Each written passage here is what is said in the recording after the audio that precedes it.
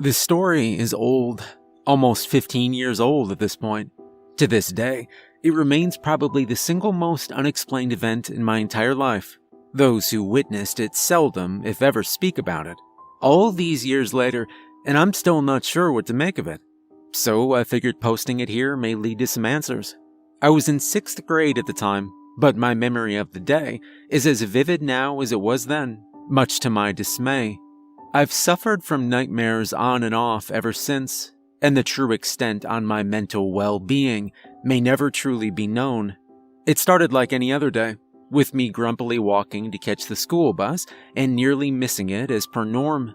It was mid-September at the time, with temperate winds and comforting warmth, renown of early autumn. The place I grew up in was a small Midwestern town in the central United States. The whole school had only maybe 200 kids in its grades 1 through 8, and my bus only brought around 20 or 30 of us. My friends Scotty and Lamar hopped on at the second stop, and the 3 of us discussed Yu-Gi-Oh cards most of the way to school. Maybe most of this is irrelevant, but I think it's important to emphasize how boring and routinely this whole day began. It made what happened later that much stranger. It wasn't until lunch that something finally happened. I'd met up with Scotty, Lamar, and a few of our other friends. After eating, we formed a group and went out onto the grass field to play our variation of football. For those that don't know, it was basically American football but with more youthful angst. Somebody would just punt the ball, and whoever got it would run aimlessly while praying to the good Lord above as everyone else tried to obliterate them. As you can imagine, it spawned a lot of fights and got many of us suspended over the years, and yet we kept playing because we were just dumb school children. So, one of the kids punts it, and this kid named Robert catches it. He made it like 3 steps before getting clobbered by like 5 kids to the laughter and winces of everyone else. Things went on that way for a bit, and at some point Kyle got the ball. Kyle was like the best punter in terms of distance, but knowing which direction it would go was anyone's guess. So Kyle boots it, and we watch as it soars far to the left and off into the woods. Our school was in the middle of this big field, and the improvised football field was right next to the woods that surrounded it all about 200 yards out. "Good job, Kyle, you dumbass," another kid, Preston, jeered. Kyle just laughed and flipped him off as he jogged towards the tree line to retrieve it. He reached it a moment later and slowly began searching the woods while the rest of us waited. I watched as he looked around in there, and suddenly he just froze up. His whole body just went stiff as a board, and he just stood there staring for like 10 seconds before someone finally yelled at him to hurry up. Kyle didn't budge, nor react to the insult in any way. Another few seconds passed before he slowly turned back to face us. That's when I noticed the slack-mouthed, wide-eyed expression on his face. "Damn, Kyle, you shit your pants or something?" another kid, Carlos, said with a laugh. But Kyle's expression didn't falter. He then quickly glanced back at the woods. A split second later, and he fell onto his back, scrambling backwards and muttering frantically. He was met with a chorus of laughter from the others. Without pausing at all, Kyle just walked quickly back towards the school, without another word. The others made jokes and laughed, but his reaction really unsettled me. The horror on his face appeared genuine, and I'd never seen him look like that. Kyle was the type to never seem afraid of anything, and seeing him react like that was downright worrying. Scotty and I then silently approached the spot that Kyle had gone to, both of us now a bit hesitant. The rest of the group had now gone mostly silent, with only muttered conversation in hushed tones behind us. Once we reached the grove, we slowly peered within. I spotted the football almost right away, only about 30 feet within, but no sign of anything out of the ordinary. I'd been in that patch of woods 100 times before, and nothing looked any different. Nothing obvious that would have spooked Kyle like that. But still I felt the hairs on the back of my neck stand straight up. It was a really odd feeling, but I just shrugged it off. Ignoring them, I sauntered inside to grab the ball. As soon as my hand touched it, something changed. I've still not found the best way to describe this, but the closest thing is like when a plane depressurizes. My ears popped, and my equilibrium seemed knocked off kilter for a split second. It was the weirdest feeling, and it struck me completely out of nowhere. After pausing for a moment to confirm I wasn't about to pass out or something, I grabbed the ball and stood back up. As soon as I did, I felt something on the back of my neck. Hot air coming in rhythmic and rancid waves, like someone was literally breathing down my neck. I spun back around, heart suddenly raging in my chest. There was nothing behind me, aside from Scotty standing and staring unsettled back at me. "You good, dude?" he asked. Truth be told, I didn't know whether I was or not, or how to account for what had just happened, but I nodded back anyways. Part of me wondered whether it was just anxiety or something, but I didn't really know what to think. As a young boy in middle school, though, admitting to fear was social suicide, and not something I was about to do. "You didn't see anything behind me, did you?" Scotty gave me a curious glance. "No. Why?" I responded. With an uncertain shiver, I shrugged it off as best I could, and the two of us returned to the others with the ball. I didn't play much after that, as my mind was suddenly convinced that something was very wrong, but I couldn't pinpoint it. It felt like someone was watching us, hidden well within the trees. Eventually, I decided to go try and find Kyle, but the bell rang before I could. Math was my next class, and I spent most of it trying to forget that unnerved feeling and just calm myself down. Things went as normal, but after about 20 minutes, I felt I had to use the restroom. The teacher excused me, and I grabbed the hall pass from her desk as I exited the classroom. As I made my way down the hall, I noticed that outside had gotten suddenly dark. Not dark enough for night, but dark like a thick overcast of clouds. Since the sun had been shining brightly during lunch, I found that kind of odd too, but didn't think much more of it. As mentioned earlier, our school was small in terms of students and faculty, so of course the building itself was no exception. It was only about 75,000 square feet, or about 20,000 smaller than the average Walmart.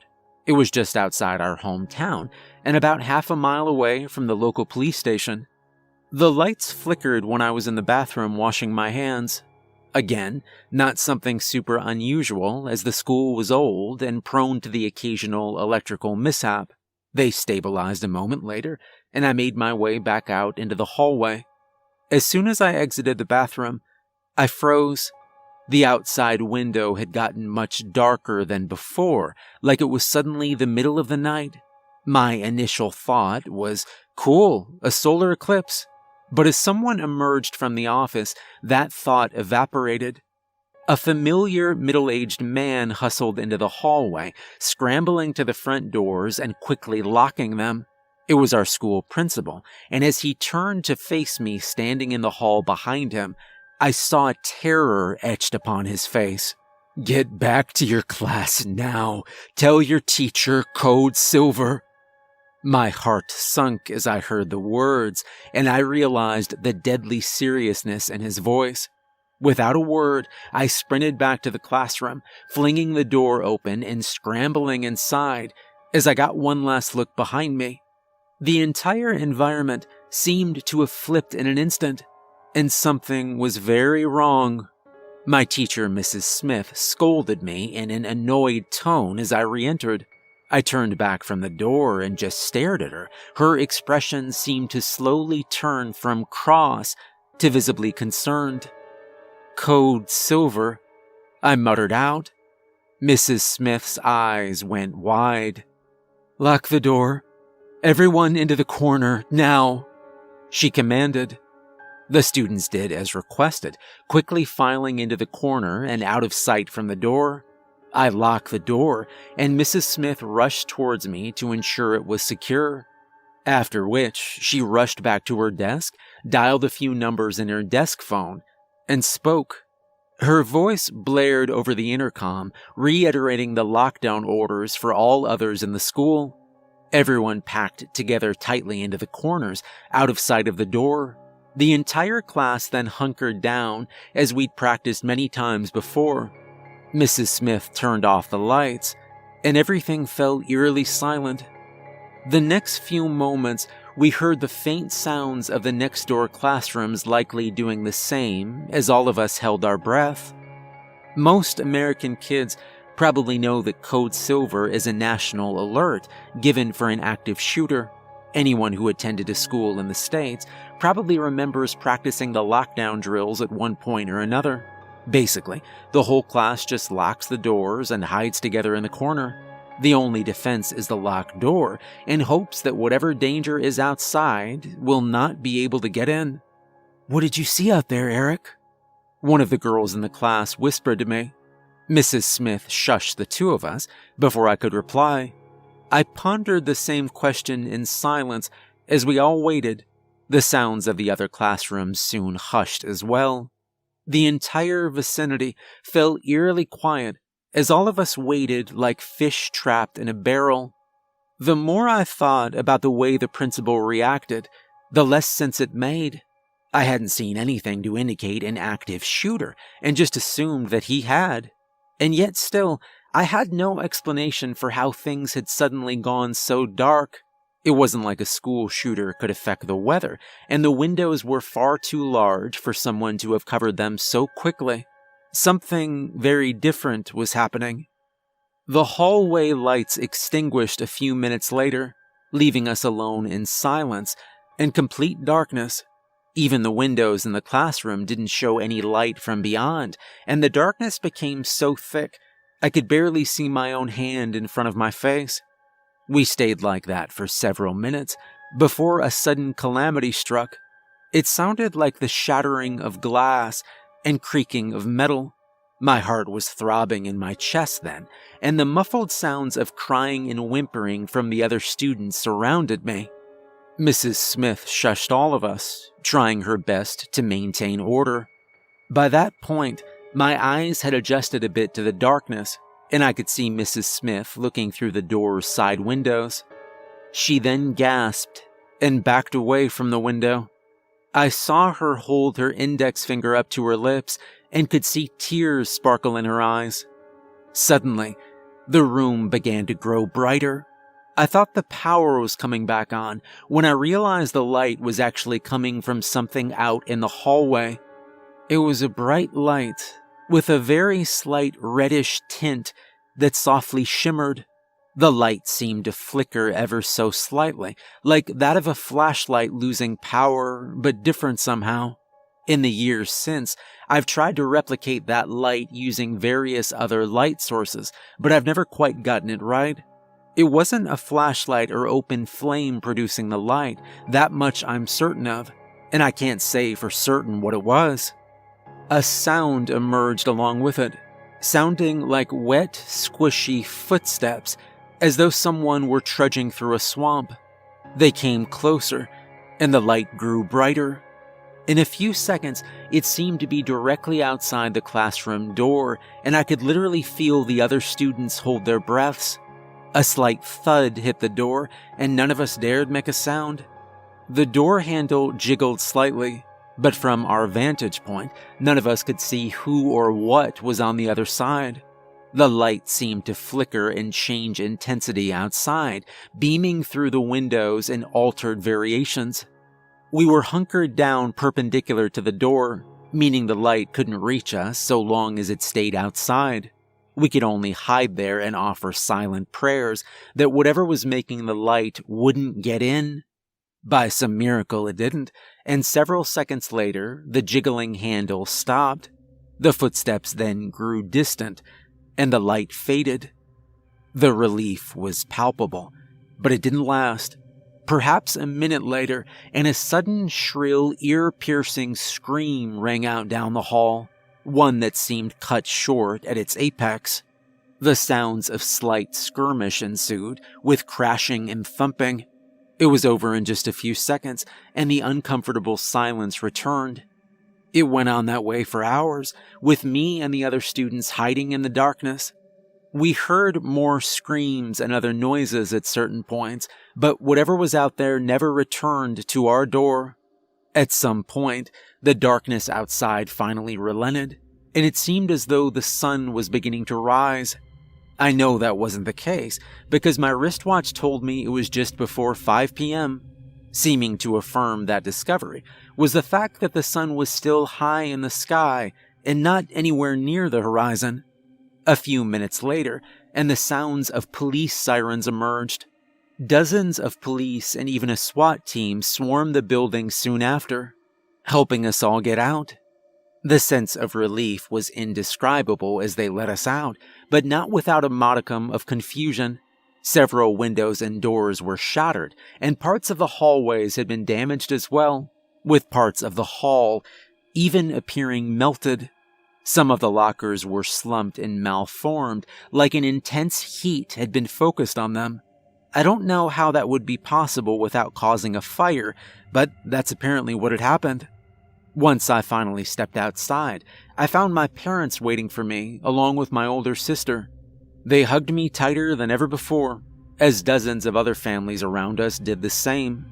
Behind us, I noticed the police sectioning off the school with barriers and tape as though it were an active crime scene.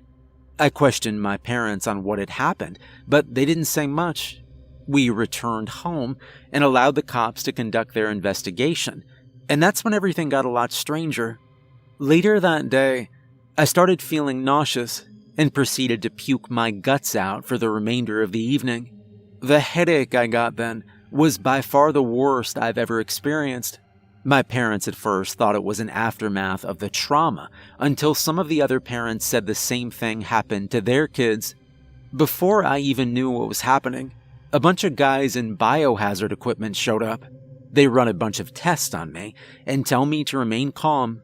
My parents and sister were separated from me, and I didn't see them for several days afterwards. The obvious concern was that myself and the other kids that felt sick had contracted some sort of virus, and with the previous events at the school, people were worried it was some sort of bioweapon terrorist attack. Thankfully, I woke up the following day feeling loads better. The medical personnel continued running tests, but everything looked relatively normal. Eventually, they made the discovery that our sickness was not due to a viral agent, bacteria, or mold, but instead due to radiation exposure. Thankfully, it wasn't enough to do serious long-term damage, but obviously explaining it was another matter entirely, one which we have yet to resolve. Our school was closed for almost a month after this event, which at the time was fantastic news for me. Once we were finally allowed to return to school, we were given zero explanation and just basically expected to forget anything ever happened. There were never any news reports, nor articles or interviews of any kind. It's like the whole thing never happened, and were it not for the memories of those who lived through it, there wouldn't be any record at all. Kyle, the same kid from earlier, ended up not showing up for his English class directly following lunch period. For a while, people thought he had something to do with the lockdown, and hell, maybe he did. But I doubt we'll ever know now. He hasn't been seen since that day almost 15 years ago now. And he's not the only one. Our school's principal, the same guy I'd seen in the hall, along with one of the school's janitors, also vanished, never to be seen again. Police found no bodies, nor evidence of abduction or physical conflict, at least not that they're willing to admit publicly. There are no death certificates for any of them, and all three are simply listed as missing, and I doubt that's going to change anytime soon. I've questioned my parents about this, and they claim all the police told them was that a dangerous fugitive had broken into the school that day. A dangerous fugitive who apparently was capable of summoning eclipses, melting lockers, and tearing metal doors from their hinges, not to mention the whole radiation thing as well. That's another thing too, there's no record of a solar eclipse on that day, and I've looked everywhere I can think to. We weren't allowed anywhere near the school for weeks afterwards. Cops sectioned off the streets that led to it, while others patrolled the surrounding woods. On several occasions, we saw guys in blacked-out Suburbans and cargo vans driving down there, but they never formally identified themselves. I overheard my parents talking, and I remember my dad telling my mom that he didn't think the school would ever reopen. He didn't think the police were conducting a routine investigation, and told her the entire thing seemed more like a cover-up than a crime scene. I've asked them more recently as well, but they seem to have learned very little. I've shared this experience with them too, and although they agree it was weird and disturbing, they don't seem to have any further theories. I've spoken to others who were there that day too, and gotten all manner of mixed responses. Lamar seems to think we were attacked by aliens, while Scotty seems to think our entire school fell into a separate dimension for a period of time. Maybe there's a logical and boring explanation to all of this, but I've yet to find one. Considering the secrecy, the lack of coverage, and the way the authorities behaved, I'd say it's safe to conclude that something out of the ordinary happened that day, but we may never know what. Whatever it was, I think Kyle saw it, and I think that's why he's gone. When the school finally reopened, it never quite felt the same. We ended up finishing out that year, but it wasn't without incident. Multiple students I know claim to have seen things they couldn't explain in that building, everything from ghosts and demons to wild animals. A few students even suffered full-on mental breakdowns and panic attacks while in the old school. I even know of at least one girl who spent some time in a psych ward afterwards. Perhaps most of it could be attributed to PTSD related to the lockdown, or maybe there was something far more sinister at play. Nightmares and bouts of sleep paralysis followed me for years after this event, and I still get them every once in a while, even now.